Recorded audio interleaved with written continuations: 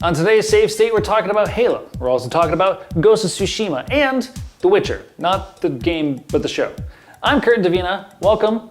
It's Monday, July 27th. Hope you had a good weekend.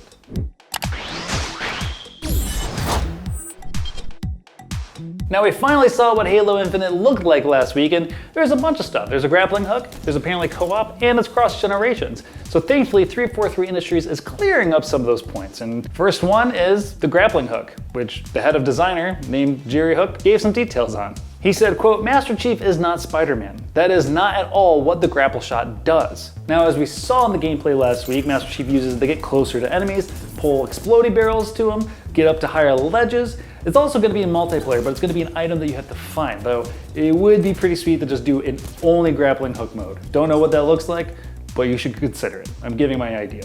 Something welcomingly coming back to Halo is split screen co-op. Now, there is going to be 4-player co-op, but that is going to be reserved for online only. There's also no word whether or not we're going to get a competitive split screen multiplayer mode. We'll see. And of course, this was controversially taken out of Halo 5, so good on you dudes for bringing it back, keeping it on the couch. That's good. We can play online, but we should also be able to play with friends that we see, though we don't see them often now. But in the case you live with someone, that's cool. Halo Infinite is going to be a cross-generation release between the Xbox One and Xbox Series X. So of course there's some of us a little skeptical on whether or not the game is going to be compromised in any way because of that. But the studio head, Chris Lee, says otherwise. He said, quote, "From the very beginning, we wanted to make sure we were developing all of these expectations in parallel and had the right technology to power those experiences and optimize them for each device. But of course, we'll get the true answer to all of these things when it comes out this holiday for the Xbox Series X." Ghost of Tsushima's got an update and it's adding a variety of difficulty options. Its harder difficulty, known as lethal mode, makes its enemies hit harder, but interestingly enough, you also hit harder.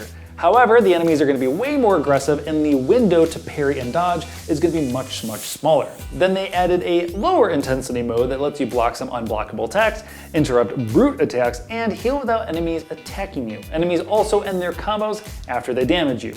Along with the difficulty options, they also added some extra accessibility options for the subtitling, like changing the size and color, so that's pretty dope. Thanks for doing that.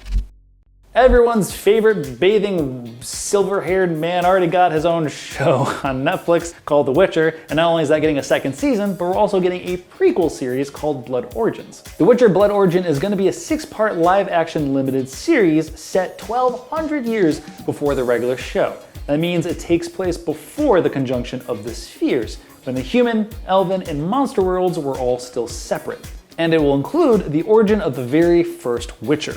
Now, the second season of The Witcher was put on hold due to the state of the world, but it's reportedly going to start filming again soon. Now, Blood Origins is still in development, so there's no release date yet, but it's a thing.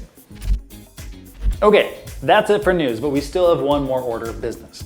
GameSpot has its own merch store, the place in which you can buy a poster, t-shirts, a hoodie, and this skateboard. And till the end of August, all of its proceeds will be going to both Black Lives Matter and COVID-19 relief. So there will be a link in the description below. You can get a face mask and some other things, so check it out. Okay, that's it for today's episode. Of course, you can find out about everything I just talked about and more by going to GameSpot.com. Again, I'm Curtin Davina. Be well, play video games, like what you like, share what you like, be cool about stuff that other people like. Okay, see you later.